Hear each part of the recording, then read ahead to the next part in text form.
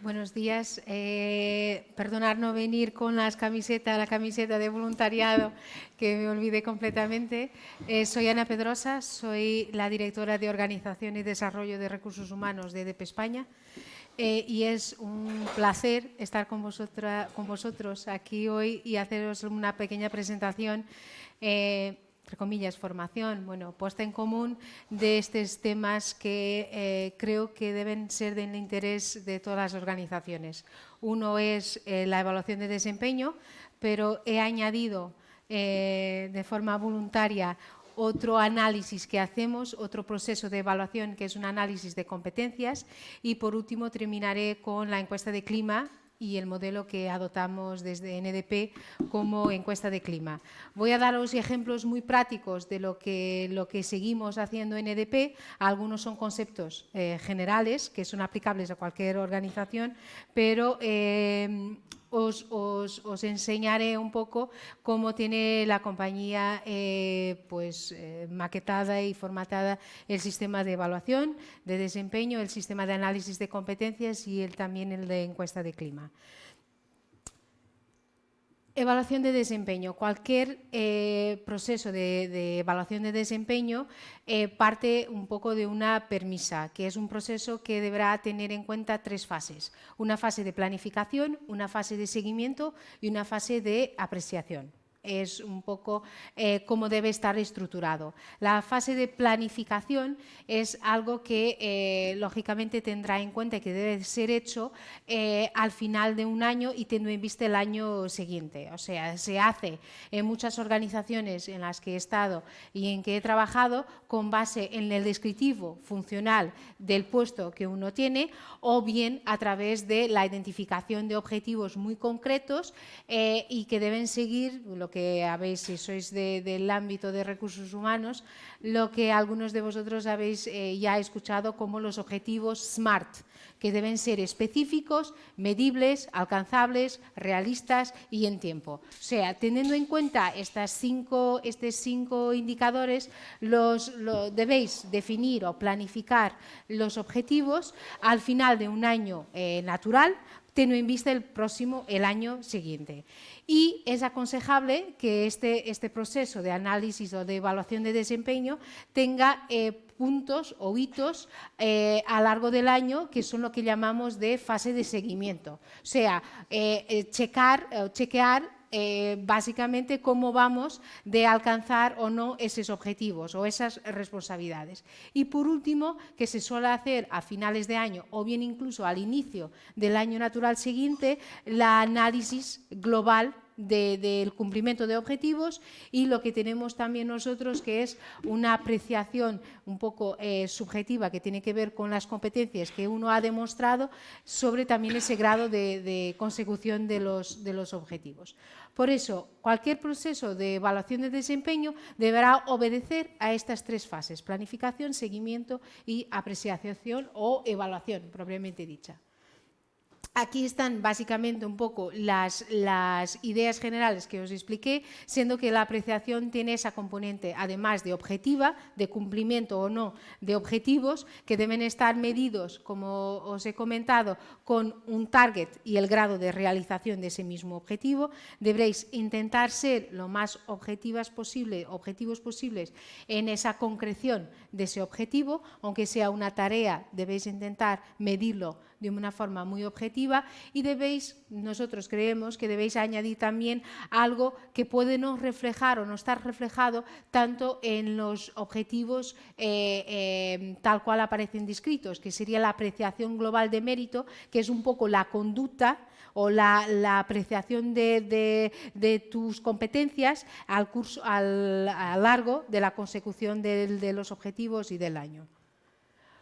¿Qué significa? Significa que a veces los objetivos en términos de hechos y de realistas pueden ser unos, pero tu conducta también puede haber sido otra y pueden no estar totalmente alineados porque a veces los objetivos no dependen solo de uno. Habrán factores que están muy relacionados con los objetivos que se planteen.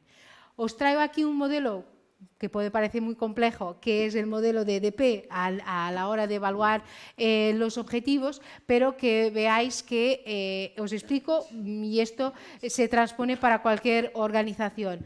El modelo de EDP tiene un eje que es el eje de performance corporativo y otro eje que es de performance individual. Eso significa que para cualquier empleado, colaborador de EDP, tendremos siempre en cuenta los objetivos que estamos definiendo para la organización como un todo, y en esa organización o performance corporativo todavía diferenciamos los objetivos de todo el grupo con los objetivos de la geografía, y después tiene otro eje que es los objetivos o la performance individual, que tiene que ver con el grado de consecución ya de esos mis objetivos, mis responsabilidades, y por último con una contribución individual o apreciación global de mérito. Puede parecer, nosotros ya estamos muy acostumbrados a este modelo bastante complejo, pero es una forma de tener dentro del modelo de evaluación de desempeño varios factores y no solo la contribución individual. Es importante que uno, cuando sepa que está siendo evaluado a nivel de desempeño, una organización no puede, si lo linka este proceso al pago de algún variable o a alguna compensación, era importante que el empleado o el colaborador sepa que aunque tenga su grado de contributo, hay también resultados que esa organización va a tener y va a conseguir. Entonces, es importante dar al evaluado, al colaborador, esa perspectiva, la perspectiva de la contribución individual y la perspectiva también de los objetivos de la organización o del grupo. Aunque sea una entidad que no tenga ánimo de lucro, que no tenga objetivos financieros, hay objetivos que son medibles y son concretizables. Entonces, hacer conjunta ese análisis para que uno perciba que no es está bien hacer un desempeño, tener un desempeño extraordinario, pero es importante que todos juntos suman y puedan contribuir para el desempeño de la compañía. Es por eso muy importante en cualquier sistema de evaluación de desempeño tener un eje de objetivos de la organización y otro eje de contribución individual, con los pesos y con la ponderación que entendáis conveniente. Eso es al criterio de cada una organización. Estos son los pesos que tenemos, las siglas son segmentos que tenemos de grados de responsabilidad, alta dirección de topo, alta dirección y gestores y especialistas o técnicos, cuyo contributo en algunos objetivos es mayor o menor de acuerdo con su grado de responsabilidad, pero es importante que intentéis poner pesos en esos factores para darles una perspectiva de cómo encajan en una evaluación de desempeño. Y después, en cada uno de los objetivos, que tenemos varios clústeres por agrupar, básicamente en temas, los objetivos de personas, objetivos de activo, objetivos de ambiente, medio ambiente, objetivos de accionistas, de clientes, innovación. Todos los empleados no es que tengan que tener objetivos en todos los clústeres, pero deben tener objetivos que se puedan ubicar en algún clúster. ¿Por qué eso es importante? Porque cuando hacemos un análisis y una descripción de objetivos, es importante que el último de la cadena, sin cualquier idea peyorativa a ese respecto, pero que el empleado sepa en qué clúster está su objetivo para saber cómo contribuye para el objetivo macro. Entonces, es por eso que en cualquier organización una mejor práctica es tener los objetivos agrupados por clústeres y desde los objetivos de la organización hasta los objetivos del empleado. Después nosotros tenemos una escala que va del 80 al 120 Y hay algo que no comenté en la diapositiva anterior, que por criterio interno tenemos también un grado de objetivo mínimo y máximo. O sea, significa que si el objetivo no es logrado en 60%, pues se cuenta como 0, no se cuenta el porcentaje correspondiente o proporcional. Imaginar, yo tengo un objetivo muy concreto y he llegado a un 58%. Para mí ese objetivo es 0, porque todos los empleados ya saben que el grado mínimo de consecución para pasar a tener un cálculo es a partir de los 60. Hay organizaciones que no tienen ni este floor, ni este cap, ni este límite mínimo o límite máximo, y hacen el cálculo proporcional al porcentaje que se estipuló. Es un criterio de la organización.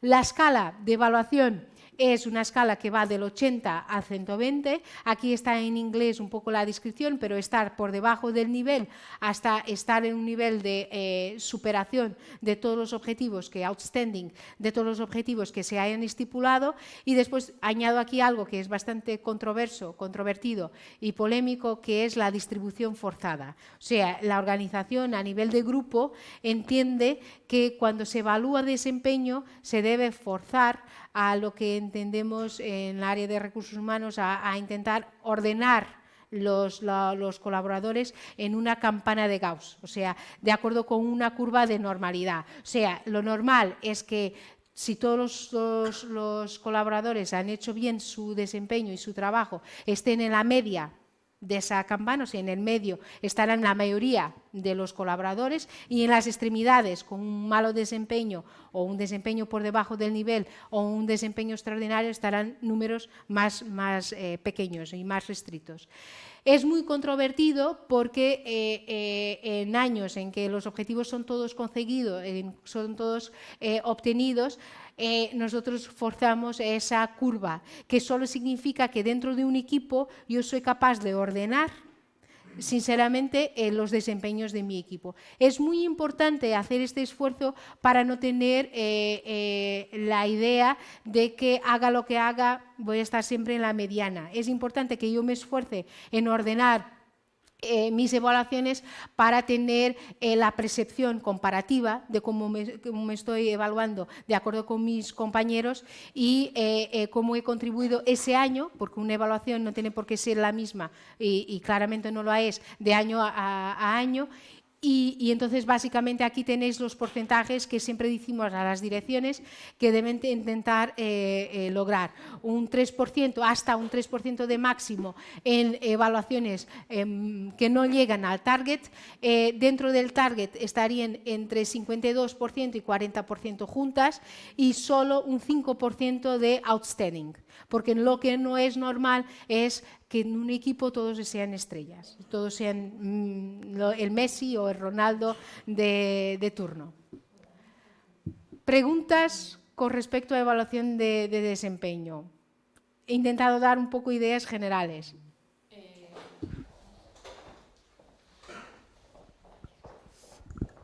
En la parte que decías que era importante tener objetivos de la organización como más macro, o sea, entiendo que cada trabajador cuando va a hacer su evaluación de desempeño lo sabe, ¿no? Sí, sí. Y luego esta última de la curva, que no sé si lo he entendido bien, es como que cada director o responsable de no sé qué área tiene que comprometerse, digamos, a que no estén todos en el medio, ¿no? Más o menos. No todos. No? Lo que pasa es, no, en la realidad demuestra que hay muy poca gente evaluada con mal y muchísimo con muy bueno. Entonces, lo que se pide es que intenten normalizar esa evaluación. ¿Y por qué? Cuanto mayor es la organización, más probabilidad hay de tener, porque somos todos humanos y cada responsable tiene un criterio de evaluación. Entonces, dependiendo de la generosidad o del estricto que sea un responsable que evalúa, podemos tener áreas o departamentos con evaluaciones excepcionales y otras con evaluaciones muy bajas. Si se pide ese esfuerzo de normalización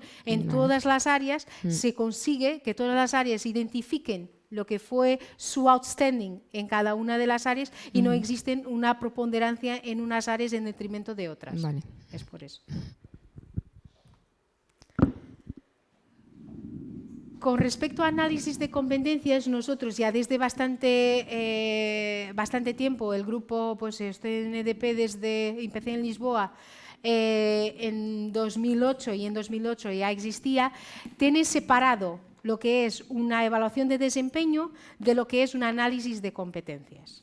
Y también considero que es una práctica muy positiva porque siempre que tenemos un proceso cuyo impacto o cuyo resultado es el pago de algún tipo de importe monetario o recompensa, tendemos a que el proceso no se haga de la misma manera, porque uno no quiere penalizar o quiere intentar ser lo más generoso posible a la hora de compensar económicamente. Entonces, lo que hemos pensado es tener un proceso separado, sobre todo que nos alimentara el plan de formación y que el plan de formación de los colaboradores no estuviera dependiendo de la evaluación de desempeño, o sea, fuera separado, para que, por ejemplo, uno pensara de forma abstracta en qué competencias exactamente esa persona necesita de desarrollar. Entonces, por eso he querido traer aquí no solo el sistema de evaluación de desempeño, como el sistema de análisis de competencias. Y ¿qué está en la base del sistema de análisis de competencias? Por parte de la organización, la identificación de qué competencias estratégicas deben estar en cada perfil de sus colaboradores. Esa definición de las competencias básicamente depende de la naturaleza de la organización, pero son competencias que después van a servir a varios procesos, no solo al análisis de competencias que os vengo aquí a comentar, pero, por ejemplo, nosotros cuando hacemos proceso de selección de empleados, cuando hacemos procesos de movilidad, lo que tiene por base es esas competencias. O sea, cuando hacemos entrevistas de selección, cuando hacemos entrevistas de movilidad y también, por ejemplo, cuando vemos potencial de desempeño y potencial de evolución en la carrera, lo que tenemos siempre por base, además del desempeño, son las competencias y el grado de consecución de las competencias. Entonces, es importante que el empleado sepa que las competencias no sirven para cualquier pago, no hay ningún valor económico decurrente de ese proceso de análisis de competencias, hay sí un proceso de desarrollo que está subyacente a este proceso. Y aquí tenéis el ejemplo de las competencias que tiene el grupo EDP, a nivel incluso de grupo, o sea, en todas las geografías. Nosotros hemos identificado 8 competencias estratégicas, aquí tenéis las 8, pero que se diferencian de acuerdo con el grado de responsabilidad que el empleado tenga. Si es un grado de responsabilidad más técnico, más operacional, tendrá estas 8 competencias. La última, apertura y transparencia, es la competencia que es común a todos los segmentos, y después lo que son las competencias del gestor y las competencias del directivo no dejan de ser un grado evolutivo de la competencia del colaborador. Si a un colaborador le pedimos que tenga excelencia en la ejecución, al gestor ya le pedimos excelencia en la gestión. O sea, son grados evolutivos de esas mismas competencias. Hubo un momento en que el grupo tenía las mismas competencias exactas y lo que diferenciaba era el target para cada uno de los segmentos, pero el grupo evolucionó en identificar exactamente competencias diferenciadas para cada segmento. Entonces, podrá haber organizaciones en que tengáis 8 competencias para todos los colaboradores y las mismas 8 competencias, pero ahí debéis diferenciar el grado de consecución consoante el grado de responsabilidad. Si queréis optar por el modelo que tiene, por ejemplo, EDP, es diferenciar el nombre de las competencias por cada nivel de responsabilidad que estemos viendo.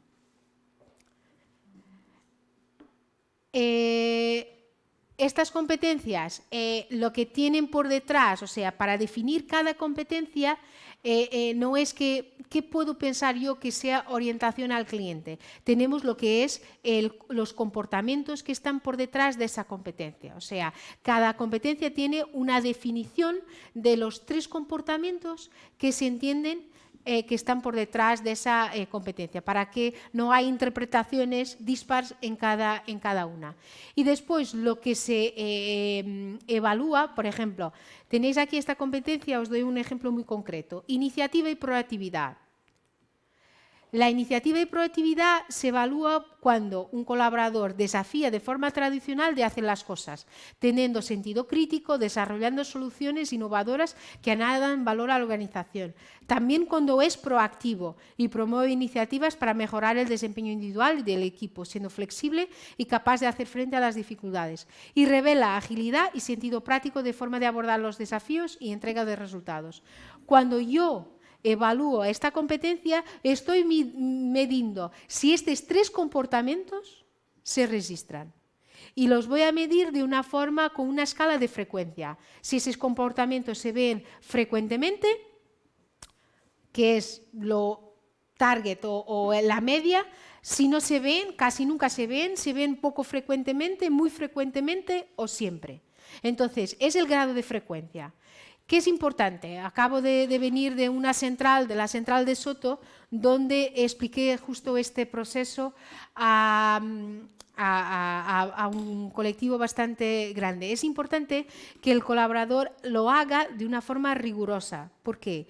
Porque este proceso no vale de nada, o sea, es un proceso más de recursos humanos, si no se hace con seriedad.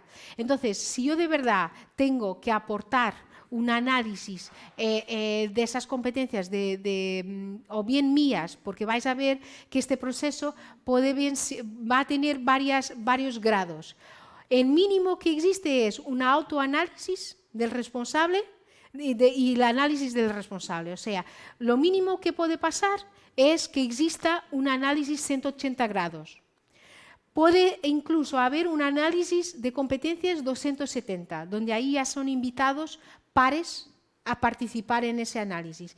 Pero si soy una persona, un responsable con equipo, puedo incluso tener un análisis 360. Entonces, cuando digo que todos los interlocutores, intervenientes, tienen que ser rigurosos, no me vale nada que yo hacer un análisis de competencias sea muy generoso y diga, pues esta persona siempre tiene este comportamiento. Bueno, la verdad es que puede que sea así, pero cuanto más riguroso sea y pueda aportar comentarios, más potencio el desarrollo de esa persona. Entonces, siempre decimos que esto debe ser hecho porque no tiene consecuencia económica y de un aspecto de mucha transparencia, cuáles son los comportamientos que asistimos o no asistimos en nuestra plantilla. Y un poco este es el ciclo. No se hacen análisis de competencias todos los años, se hacen análisis de competencias de 2 en 2 años. ¿Por qué? Se entiende que un análisis de competencias se debe hacer un año y dejar otro año para que esa persona pueda desarrollar, fortalecer las competencias que tenía bien o desarrollar las que tenían en menor grado. Entonces, a revés de la evaluación de desempeño, cuando es un ciclo anual y todos los años se repiten una evaluación de desempeño, un análisis de competencias se hace en un primer año, se hace el análisis de competencias, se da el feedback con un informe que sale donde han intervenido todos los interlocutores que os comentaba, o bien solo el propio y el responsable, sino pares y subordinados, y la opción de hacer un plan de desarrollo individual. Eso sí que es optativo. Mientras el proceso de análisis de competencias en EDP es obligatorio para todos los empleados, sean operarios, sean gestores o directivos, el plan de desarrollo individual, el PDI, sí que es facultativo, porque tiene que ver con un compromiso que después del análisis de competencias cada uno pueda hacer de qué áreas o competencias se va a desarrollar. Eso dará origen al plan de formación porque el PDI, como vais a ver ahora, va a tener acciones, va a haber iniciativas que tienen que ver con competencias que yo desarrollo con mis compañeros o de mi propia iniciativa y también iniciativas que tienen que ver con el plan de formación.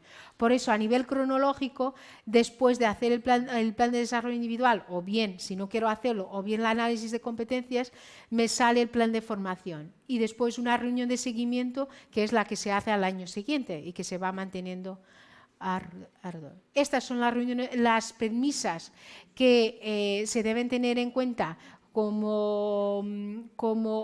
presentes en una reunión de feedback, que muchos de vosotros ya debéis conocer de sobra, pero que se está aquí recogiendo como las ideas principales en que un responsable cuando da feedback debe tener y un colaborador también debe identificar. A veces las reuniones de feedback pueden ser deben ser reuniones muy productivas siempre que se tengan en cuenta que el colaborador debe tener eso en mente y el manager también debe buscar ser transparente y no solo comunicar buenas noticias o intentar mitigar las que tienen necesidad de desarrollo.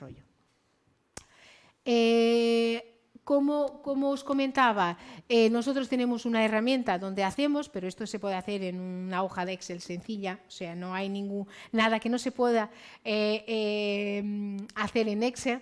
Y básicamente tenemos también después la forma de identificar las acciones de desarrollo en lo que llamamos el PDI. El PDI puede, porque también es controvertido, puede estar basado en las competencias que yo soy fuerte o bien en las que yo soy más débil. ¿Por qué en las que soy fuerte? Porque yo, dentro de las competencias que he identificado importantes para la organización, puedo haber llegado ya a mi límite de desarrollo en algunas de ellas, porque imaginaros, si yo entiendo que para hacer mi trabajo esa persona tendrá que tener, entre varias competencias, la habilidad de saber hablar en público, saber hacer presentaciones o saber comunicar con otros, pero esa persona es una persona muy introvertida, de personalidad, que ya ha hecho todo su desarrollo a ese nivel, yo me tengo que enfocar en el desarrollo de esa persona en competencias en que ella puede incluso maximizar, no explotar el límite que ya llegó máximo de desarrollo en alguna competencia que ya choca con su propia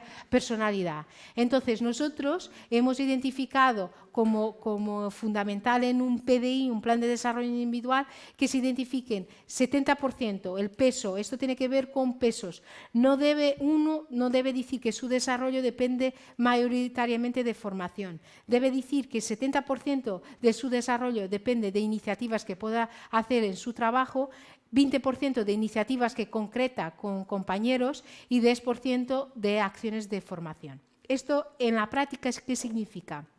Que, por ejemplo, yo si para mi función necesito de trabajar con una herramienta que es el Power BI, una herramienta ahora que se escucha mucho para hacer cuadros de mando, para hacer información de dashboards y analítica, yo no voy a decir a la organización que lo que necesito para desarrollar esta competencia es tener una formación en Power BI. Lo que tengo que hacer en un plan de desarrollo individual es decir que algunas cosas que yo, por ejemplo, al día de hoy hacía en Excel, las voy a intentar retarme y hacerlas con esta herramienta, con Power BI. Esto significa 70% por mi iniciativa voy a exponerme a una herramienta con la que tengo que trabajar para mi desarrollo. El 20% significa que además de buscarme y retarme con ese desarrollo, voy a identificar en la organización personas que ya tengan un conocimiento muy elevado en la herramienta. Entonces, en vez de decir que quiero un curso de formación, voy a intentar ver si me puede hacer de mentor en explicarme cómo funciona esa herramienta. Eso significa que el empleado es dueño de su desarrollo. Y hay muchas iniciativas, o la minoría, que son el 10%, que dependen de la organización. Hay un papel muy importante de la organización, que es darle herramientas y cursos y formación, pero mucho dependerá de tu actitud y de tu predisposición a tu desarrollo. Preguntas sobre análisis de competencias, que ya el tiempo me es escaso y entonces el hecho de haber añadido un tema más a la temática me puede perjudicar a nivel de tiempo.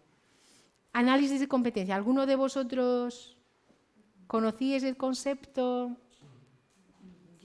Es que tengo una duda que no sé.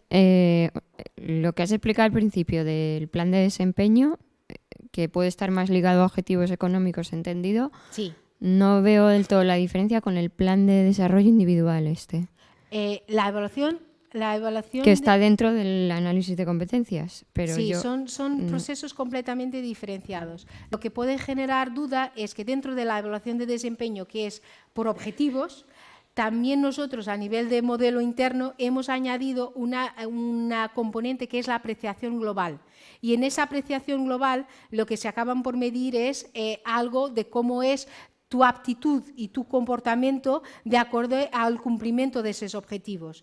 Pero este análisis es algo que cronológicamente los separamos de la evaluación de desempeño justo para que uno no se corte a hacer un análisis imparcial sin tener el miedo de perjudicar en el pago de un bonus o de un variable o de alguna compensación. Esto tiene que ver el análisis de competencias con tu plan de formación, con tu desarrollo individual y como colaborador. O sea, igual lo que es más común, dependiendo de las organizaciones, es escuchar evaluación de desempeño, pero he querido añadir, porque algunas organizaciones, aunque de tamaño reducido, también ya empiezan a hacer un análisis de competencias y hacer basar su plan de formación en un análisis de competencias. Yo diría que es la forma objetiva de llegar a un plan de formación.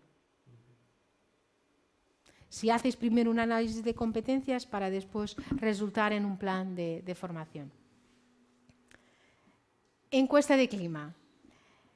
Todo puede que parezca lo que os comento y los ejemplos que os traigo de la realidad en la empresa, en EDP, ser un poco complejo, pero esto se puede, de nuevo, aterrizar en modelos de encuesta bastante cortitos, bastante modelados a nivel de hojas de Excel. Lo que es importante en una encuesta de clima, es importante que el empleado sienta, que no está aquí escrito, pero es importante que lo sepáis, que sienta que la encuesta de clima es una encuesta confidencial, porque si no las encuestas de clima no funcionan. La encuesta de clima es una herramienta muy potente de cualquier organización, pero es basada en el hecho de que es confidencial. El hecho de ser anónima, nosotros llevábamos haciendo la encuesta de clima hasta 2015, creo yo, incluso a nivel interno por un departamento que decía y se comprometía con esa confidencialidad, pero lo ideal y lo más imparcial es que las encuestas de clima se las pueda gestionar un tercero, que no sea gestionado internamente. ¿Por qué? Porque es lo que garantiza por lo menos la percepción para las personas de total confidencialidad. La confidencialidad no significa que la encuesta sea anónima para la persona o la entidad que trata los resultados. Porque dependiendo del tamaño de la organización, el hecho que pueda ser identificada la persona que respondió es importante para a veces hacer análisis de segmentos. O sea, imaginaros en organizaciones muy grandes, en que yo necesito de saber pues, si las respuestas de las personas que tienen una antigüedad de hasta 2 años, las personas que tienen una antigüedad de más de X años. Es importante que la empresa, la entidad o la persona, puede ser una persona dentro de la organización, que trate de esos datos, tenga datos demográficos mínimos para después poder segmentar los resultados y poder sacarles lo mayor provecho que pueda dar una encuesta de clima. El modelo que desde 2015 tiene EDP es un modelo algo complejo, es el modelo que se basa en el modelo de Hay Group, que ahora es Korn Ferry, y que se determina que el nivel de satisfacción de un empleado no está solo íntimamente relacionado con su motivación, también está relacionado con las herramientas y el soporte organizativo que esa organización le da. O sea, son 2 vectores importantes, el engagement o motivación y el enablement, que es el soporte organizativo. Son las 2 variables que condicionan la satisfacción de un empleado en las organizaciones. Un poco podéis ver aquí algunas dimensiones que están agrupadas tanto en el engagement como en el enablement, y un poco esto lo que nos aportó a nivel de grupo fue una encuesta de clima que de 2 en 2 años hay una encuesta larga de alrededor de 70 y muchas, 80 preguntas, y en el año intermedio hay una encuesta de pulso cortita que son 11 preguntas. Yo incluso os traigo aquí las 11 preguntas porque creo que cualquier organización las podría aplicar, la encuesta corta, pero el grado de desarrollo que podéis implementar puede ser infinitamente mayor. Esta encuesta, al hacerlo con Hay Group y Korn Ferry, lo que nos aportó fue la comparación con hacer un benchmark con varias empresas, con empresas que tienen alto nivel de desarrollo, con empresas de servicios públicos y con empresas de España y por geografía. Entonces, si vais a una entidad externa, lo que os puede aportar es un benchmark con otras organizaciones. Al revés de si lo hacéis internamente, tenéis vuestra realidad, pero no os podéis comparar. Entonces, consoante el grado de evolución que queréis hacer, podéis externalizar o no esta encuesta para poder sacarle el mayor provecho. Entonces, esta matriz de efectividad nos permite después clasificar los colaboradores en alguno de estos 4 cuadrantes, a nivel de inefectividad, efectivos, frustrados o indiferentes. Esto se tiene que ver con el cruce de los 2 ejes, del eje de la motivación y el eje del soporte. Significa que un colaborador con un bajo nivel de compromiso y un bajo nivel de soporte es un colaborador inefectivo.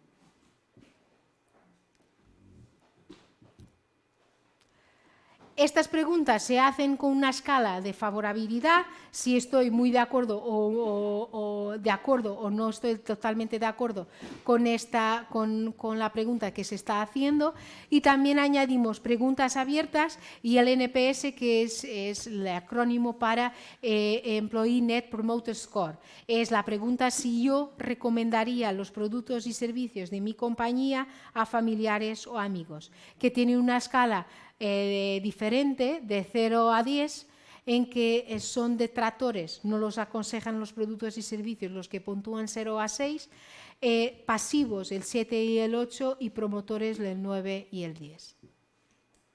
Este es el ejemplo de la encuesta corta de 11 preguntas que yo creo que es posible transponer a cualquier organización y hacerla con carácter anual. Dependiendo un poco el NPS, si hace sentido o no existir en vuestras organizaciones, pero las otras yo creo que es un buen ejemplo de una encuesta, si no la tenéis, de empezar a hacer una encuesta a vuestros colaboradores. Este año, es verdad, añadimos una pregunta respectante a la digitalización.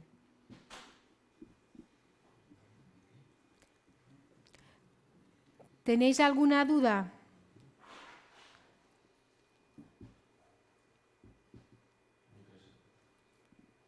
¿Lo veis muy...? ¿Hacéis encuestas de clima actualmente? ¿Sí? ¿Y son largas, cortas? Tenemos que hacerlo de todos con calidad, ¿no? Con sistemas de calidad. Sí, dependiendo de las organizaciones podrán estar asociados a algún sistema de calidad. Yo las diferenciaría, a nivel de concepto las diferenciaría, porque esto, si las basas en la motivación del empleado de per sí, deberías separarla de un sistema de calidad. Es una cosa que debería tener otra identidad propia.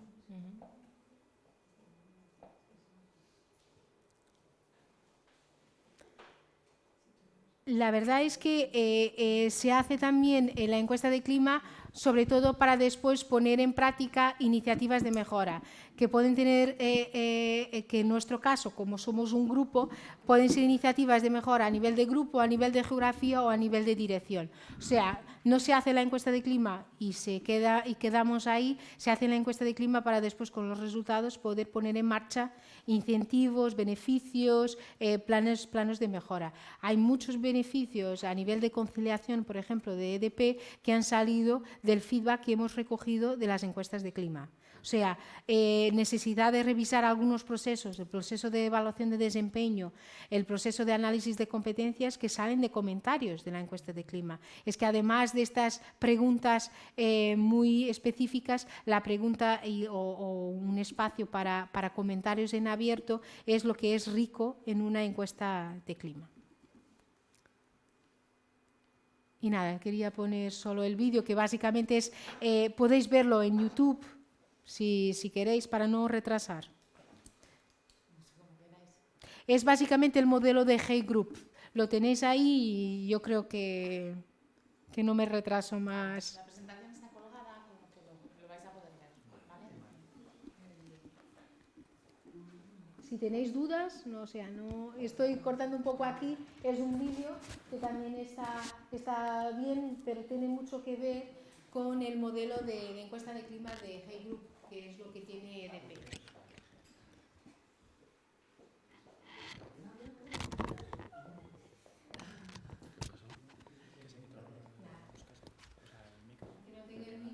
Sí, estoy totalmente disponible para contestar a información o pedidos de documentación que necesitéis en el foro, en la plataforma o en el foro. Añadir vuestros comentarios o dudas o información adicional que queráis. Encantada de poder ayudar. Vale. Gracias.